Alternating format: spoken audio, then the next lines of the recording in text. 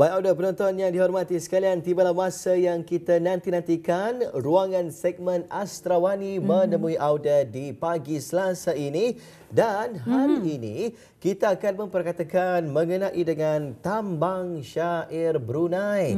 Dan membawakan tajuk ini, Alhamdulillah, narasumber kita merupakan seorang pensyarah Universiti Brunei Darussalam di sebelah kanan saya, iaitu Yang Mulia Puan Nur Alifah binti Abdullah. Assalamualaikum Puan. Waalaikumsalam warahmatullahi taala wabarakatuh. Apa khabar Puan pagi ni, sihat ya? Alhamdulillah sihat-sihat saja. Alhamdulillah. Gembira rasanya ya di pagi Selasa ini kita ni berkesempatan bersama dengan Puan Nur Alifah dalam segmen Astrawani. Tajuk yang dibawakan tambang syair Brunei, betul ya? Ya, saya. Alhamdulillah. Jadi kalau kita menyebut tentang syair, pasti kita ni mengenang zaman datuk nenek kita ni ya. Kalau pada ketika syairnya kita ni menjadi alat hiburan masyarakat dahulu kala. Jadi sebelum itu kita ni ingin bertanya kepada Puan Nur Alifah, mengapa syair Brunei menggunakan perkataan tambang, tidak menggunakan irama ataupun lagu? Mungkin dapat dijelaskan, Puan, silakan. Terima kasih. Bismillahirrahmanirrahim. Assalamualaikum warahmatullahi taala wabarakatuh. Waalaikumsalam. Didahulukan dahulu ucapan terima kasih kepada pihak RTB melalui segmen sampai pagi ini kerana memberi peluang kepada saya khususnya ahli Astrawani untuk mengungsikan ilmu di media masyarakat. Sama-sama. Semoga bermanfaatlah. InsyaAllah. Insya-Allah. Ya. Baik, berbalik kepada tajuk ni ya, iaitu mengenai dengan tambang syair Brunei. Kalau saya sendiri memang kurang mengetahui juga kenapa ia dipanggil tambang. Kalau tambang perahu barangkali tahu yang biasalah di kampung air itu. Tetapi itulah dalam konteks perbincangan kita ni hari ini segmen Astrawani, tambang syair Brunei. Tambang tidak menggunakan perkataan irama dan juga lagu. Mengapa tu Puan? Pada zaman dahulu biasanya syair didendangkan di kampung air. Ada juga di darat, tapi kebiasaannya di kampung air lah. Jadi apabila pada zaman itu kebanyakannya tidak ada memiliki radio kan. Dahulu kan tidak ada radio. Sekarang baru ada kan. Namun mereka sering menambang syair. Jadi tambang itu digunakan khas untuk negara Brunei Darussalam sahaja. Tidak digunakan di negara Nusantara. Kalau di negara Nusantara hanya menggunakan perkataan irama atau lagu Nusantara. Tetapi di Brunei tidak. Mengapa dikatakan tambang? Kerana kebetulan mengikut alunan air sungai. Kan air sungai itu alunannya begini, beralun. Kemudian apabila mereka menambang syair, mereka akan mendayu-dayu dengan mengikut irama alunan air sungai. Sebab alasannya ialah supaya mereka tidak bosan semasa berkayuh. Dan mereka kadang-kadang kebanyakannya melantunkan tambang itu sama ada perseorangan atau beramai-ramai. Tapi biasanya seorang-seorang lah. Ya, seorang-seorang. Lepas tu yang lain tu asyik mendengar. Itu yang kalau di perahu. Kalau di darat untuk mendudui atau sebelum tidur didendangkan syair. Dengan menggunakan tambang-tambang tertentu lah. Jadi maksudnya sambil-sambil mereka berperahu, sambil-sambil mereka zaman-zaman itu baru mereka ada motor sangkut kali ya? Agaknya belum ada. Masih banyak berkayu. Sambil berkayu mereka bersyair. Berhiburlah tuan. Menghibur begitulah. Ya, alhamdulillah. Sebab itulah alunannya kadang-kadang mendayu-dayu. Ada ikut tinggi rendahnya. Air sungai, alunan, tinggi, rendah, begitu. Iya, jadi mengikut gelombang air tersebut. Alhamdulillah. Jadi itulah ya, kita sedikit sebanyak mengetahui mengapa syair Brunei menggunakan perkataan tambang tapi tidak menggunakan perkataan irama ataupun lagu. Jadi Puan mungkin dapat dikongsikan juga berapa jenis tambang syair Brunei ini? Ya, sebelum itu di negara Brunei Darussalam hanya dikenali ada 4 tambang, iaitu tambang Begawan, tambang Simercu Gunung, tambang Siti Zubaidah dan tambang Beranyut. Kesemua tambang-tambang itu ada istimewa alunannya. Tetapi ketika ini mungkin ada rujukan yang baru. Mereka masuk lagi ada tambang Berunggai Ranjar. Jadi dalam dalam menambang syair itu, kalau kontak di negara Muda Salam ada 5 lah, 4 ke 5. Sebenarnya tambang ini yang ada di Brunei masih banyak lagi, masih banyak. Namun belum lagi dikorek, digali oleh para pengkaji atau para peminat syair. Jadi kalau adalah sesiapalah yang mau mencuba mengkaji, dipersilakanlah, dialu-alukan. Kerana sayang tambang-tambang itu walaupun bunyinya berlainan seperti tambang yang sudah dikenali oleh para pelajar dan masyarakat sekarang, ada bunyi-bunyi yang lain yang unik sekali dan alunan juga yang unik. Sedangkan Nusantara banyak. Nusantara, irama Nusantara sangat banyak dan mereka mempraktikkan dan sangat maju ke depan. Sedangkan Brunei hanya ini saja. Jadi dipersilakanlah. Kalau menurut Puan sendiri, adakah sebahagian daripada tambang-tambang tersebut sudah pun pupus, mungkin tidak lagi diketahui umum ataupun masyarakat pada ketika ini? Pada pandangan saya, kemungkinan ada mengikut kepada penambang terdahulu. Kan tambang syair ini meniti dari satu generasi ke satu generasi kan. Jadi seandainya generasi yang lepas sudah pergi lebih awal, jadi generasi sekarang kalau tidak mempelajarinya akan hilang. Jadi akan hilang di negara Brunei Darussalam. Kemungkinan masih ada lagi. Masih ada ketinggalan untuk orang-orang yang sekarang dalam lingkungan umur 70 lebih, 80 lebih, mungkin masih menyimpan khazanah ini. Itulah mengharap para mudah-mudahan pengkaji mereka ini nanti akan tampil ke hadapan untuk mengekalkannya tambang syair. Untuk menambah koleksi tambang syair Brunei. Bagaimana cara mereka mengekalkan tambang syair yang 4 jenis tadi inilah menurut Puan sendiri kekal sehingga ke hari ini tidak berubah-ubah alunannya?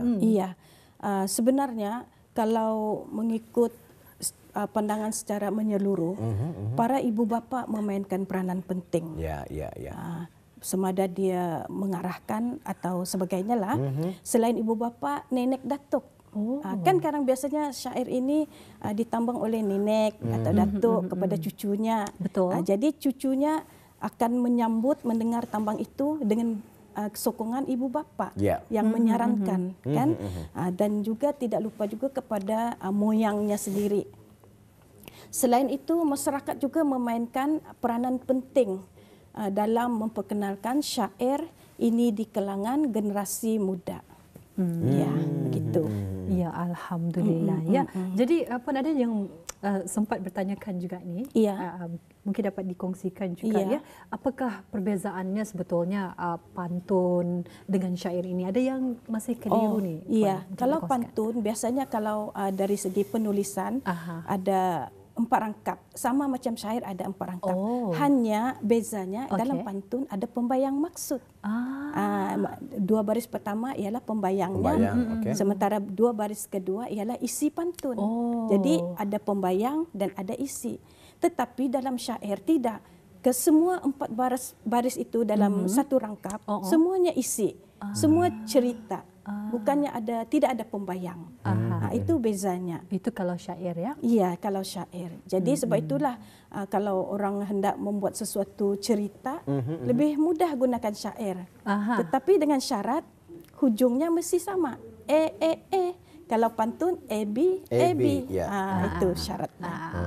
Begitulah perbezaan sedikit di antara pantun dan juga syair ini tadi Kalau pantun memanglah di awalnya tu dibaginya bunga-bunga, pembayang, maksud ataupun niat yang cuba disampaikan di sebalik pantun ini. Kemudian di 2 baris terakhir barulah ni rupanya maksud di sebalik pantun ini. Walhal kalau syair ini tadi keempat baris itu terus sahaja disampaikan message yang ingin disampaikan tersebut. Tanpa pembayangnya kita dengan irama dan juga Baik, bagaimana cara generasi sekarang ini boleh mengenali ataupun mempelajari tambang syair? Kalau di sekolah-sekolah ada kan ni? Macam kalau Puan sendiri adalah seorang pensyarah, macam mana? Biasanya pelajar sekarang generasi barulah atau generasi yang semasa saya lah. Ya. Mempelajari ini selain melalui radio, Okey. juga melalui sekolah. Di sekolah, guru akan memainkan peranan penting untuk memperkenalkan syair ini kepada pelajar. Kemudian mereka akan memperdengarkan syair ini, tambang-tambang yang tadi saya nyatakanlah, kepada pelajar supaya mereka dapat memilih di mana tambang yang sangat serasi dengan mereka pelajar itu atau murid lah. Jadi apabila sudah mereka mengetahui alunannya tambang itu, mereka akan cuba berlatih dengan inisiatif guru itu jugalah mengajar mereka. Caranya ialah dengan beberapa langkah lah, iaitu mula-mula setelah pemilihan mereka akan dilatih bagaimana bunyi alunannya itu.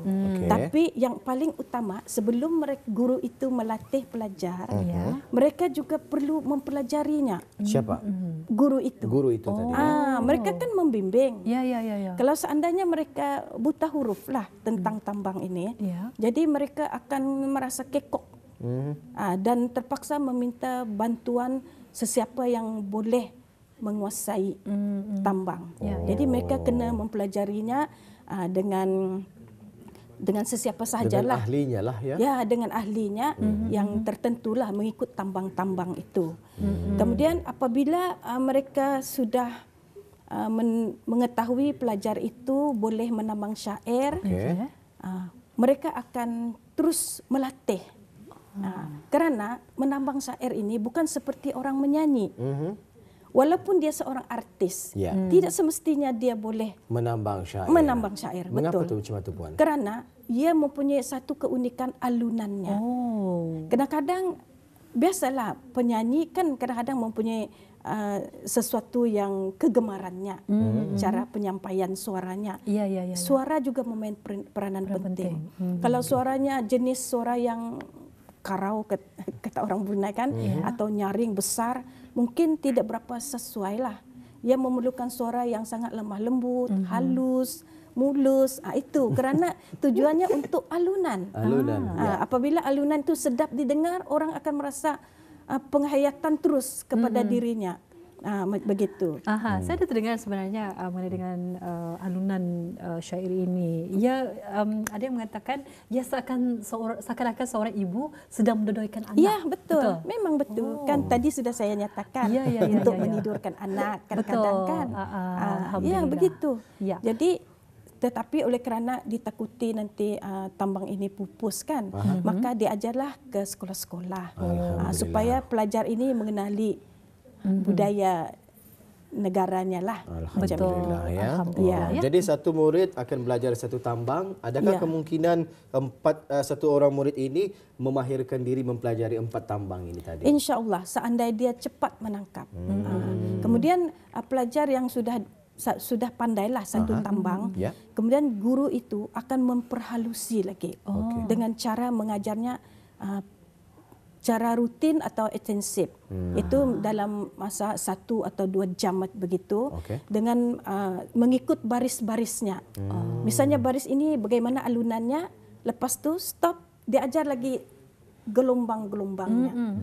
Barulah apabila dikuasai satu baris, baris kedua, baris ketiga dan baris keempat. Proses yang sangat mendalam saya rasakan dan juga begitu teliti sekali ya. Kalau misalnya kita mahu hasil yang baik, jadi alunannya pun sangat mantap lah. Tetapi seandainya kita tidak mengajar cara begitu, hanya mendengarkan radio dan sebagainya, hasilnya tidak memuaskan lah. Jadi perlunya ada mempraktikkan lah. Ya, mesti dipraktikkan dan termasuk guru itu sendiri.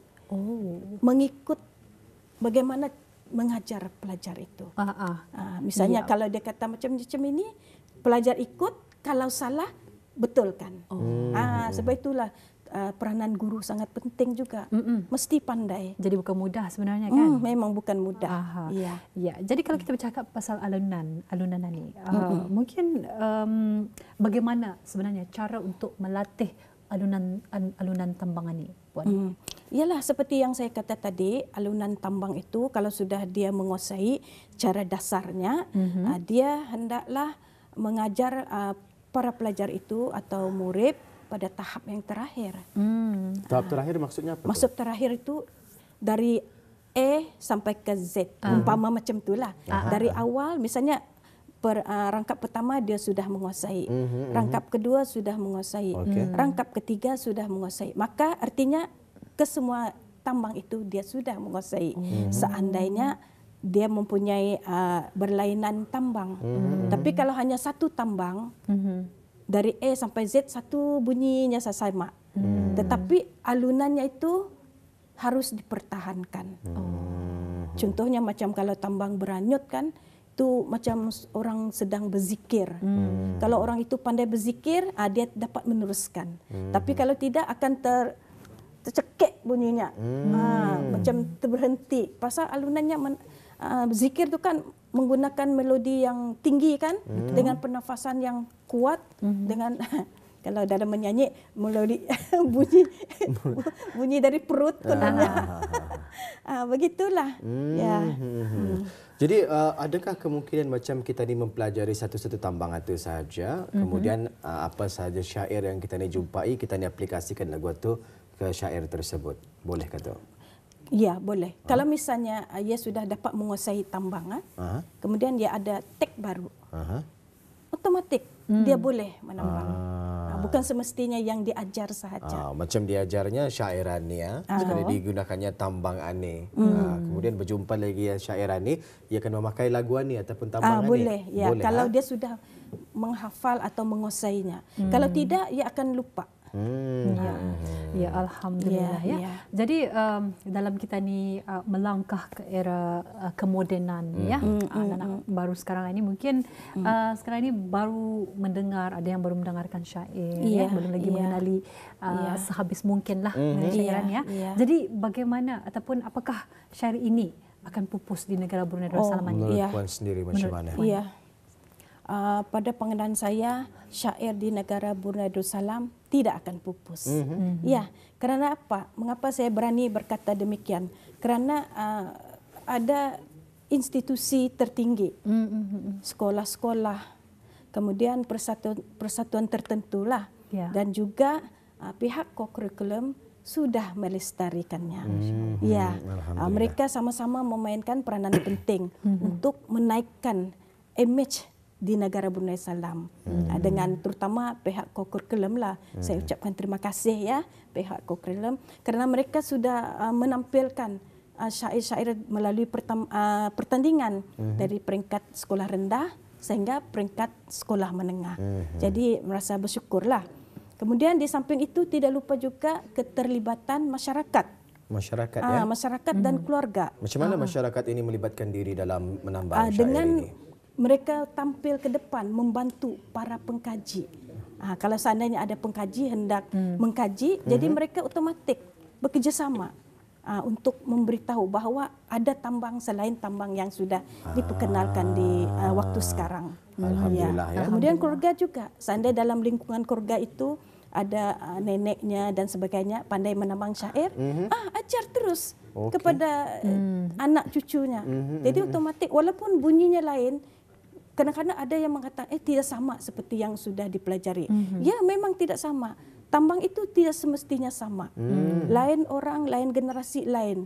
Kan dari turunan nenek moyang kan. Jadi nenek-nenek dulu menambang syair begini-begini. Jadi hasilnya begitu-begitulah. Tidak sama. Alhamdulillah ya. Jadi insya-Allah syair ini tidak akan pupus di negara kita di Brunei Darussalam ya. Mudah-mudahan ianya akan terus berkekalan sampai bila-bila ya. Ada request daripada permintaan ni sebenarnya. Permintaan daripada penerbit kita juga. Saya sendiri pun ingin mengetahui juga ni apa di sebalik tambang-tambang syair ini. Jadi mungkin boleh dikongsikan ataupun mungkin puan boleh menambang syair sedikit ya. Jadi apa yang perasaan puan mudah untuk dikongsikan bersama dengan penonton-penonton kita ini? Masa sekarang tambang yang terkenal ialah tambang Begawan. Yang lain tu kurang terkenal lah. Kerana tambang Begawan itu alunannya sangat menarik, dan tinggi rendah. Tergantung kepada penyair itu sendiri, Ya. pernafasannya. Dan saya insya Allah akan mencuba. Seandainya tersangkut bunyi, jangan heran, faktor umur. Baik, kita akan mendengarkan Puan Nur Alifah binti Abdullah, Tambang Begawan yang akan dibawakan. Jadi untuk berikutnya, mari sama-sama kita hayati dan kita dengarkan bersama. Ucap bismillah mula karangan,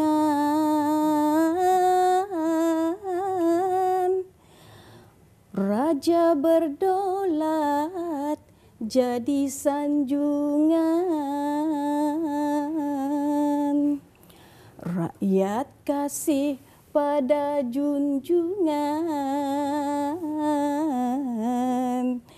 tiap titah jadi julangan.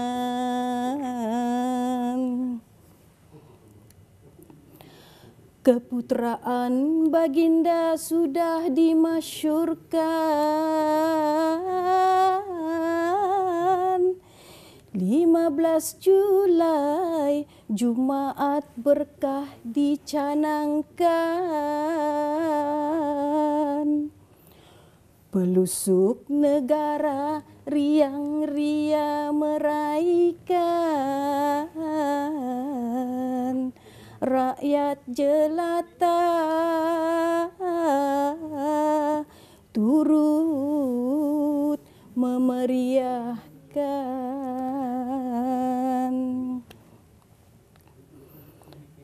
Kasih sayang kepada rakyatnya